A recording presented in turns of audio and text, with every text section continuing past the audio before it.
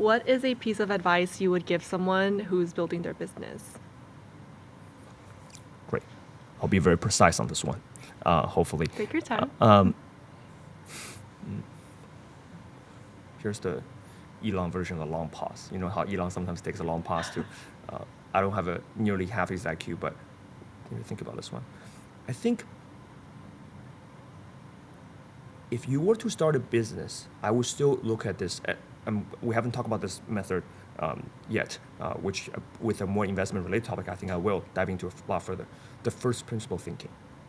You have apply that everywhere in life, and this helps in this way. What is a business? So let's get a definition right first, right? You have a product or service that people would purchase or use. Mm-hmm. You recognize that's called revenue. Mm-hmm. Then you have a cost or time or whatever you need to provide the product and service. Mm-hmm. That's your cost. Yep. When your revenue is greater than your cost, you have margin. You have a reason, justifiable place in a marketplace economy to exist. Otherwise, it can still be very valuable work. It's called a charity. It's not a business. So if you want to start a business today that's profit driven, then you have to get the product or service that the market desires.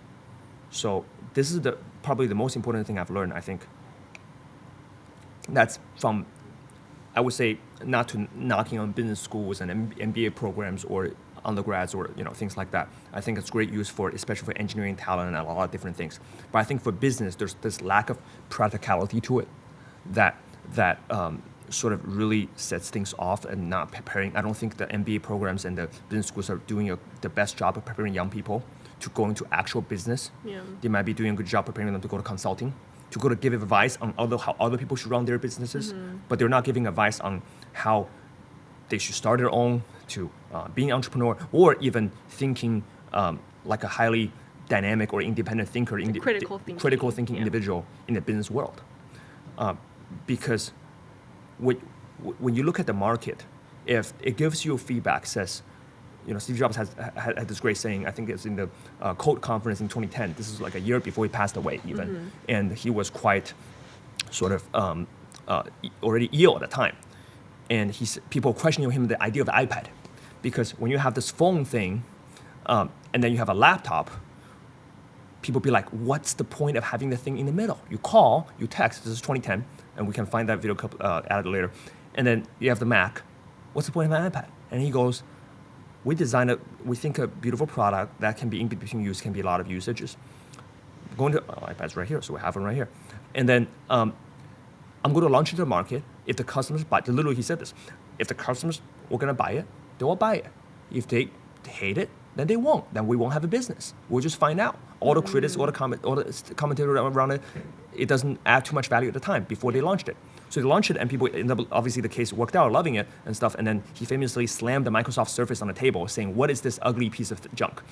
Before iPad was launched, because Microsoft had a Surface product before that. Yeah. And then he was going, "That was so ugly. We're going to replace it with something beautiful." That motivated him to build it.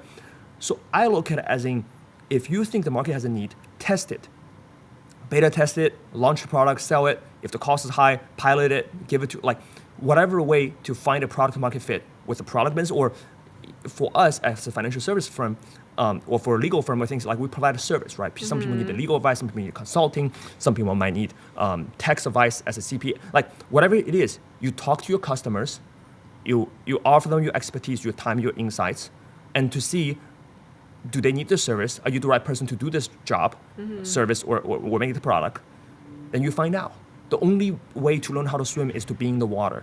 It's not standing by the side of the pool and to say, oh, wow, Michael Phelps is really going really fast there. But to be in the water, but the problem, the sort of the perk, I call it, being in the water, is that you might drown a little bit, and then you at least you choke out a lot of water, and you can't breathe, and you go through all the problems the first time you know how to swim. Yeah, but not everyone's meant to be in the water or meant to be an entrepreneur. So yes. That's also I think the mental preparation people need to have before they, going back to the original question, say what advice I would give to people who's willing to start a business today, right? I think that's also a big thing that people have to prepare their mindset for before they enter. It's going to be a long, tough journey, and they better be ready to grind. Yeah. And I think it's better to do it early. I think it's better to do it early in your life, where you can take a lot of risk, and with time, you can get back. I You agree. can fall down 9 times, get up 10, and keep going at it. Yeah. So, use the first principle thinking to look at how businesses are being built. Study being on the shoulder giants from the past.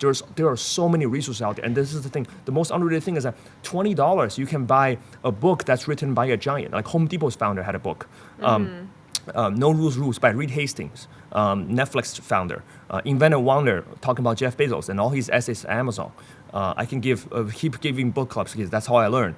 And you will see that during our office tour and stuff. Andy Grove, Only the Paranoid Survive, the founder of Intel. So this is the Jensen Huang before Jensen Huang. You can learn from these greats and how to do it. And with YouTube and social media, all that stuff out there, there's so much content. You can watch each year's live recording of Berkshire Hathaway's annual shareholder meeting on Buffett and Munger talking about how to invest. There are footages everywhere on Steve Jobs' MIT speech. After he got fired from his own company, from Apple, he went to start Pixar. And we're, at the production set today, how did he build Pixar? He talked about it, doing a lot of public available resources. Yeah. And I think all these things are available out there.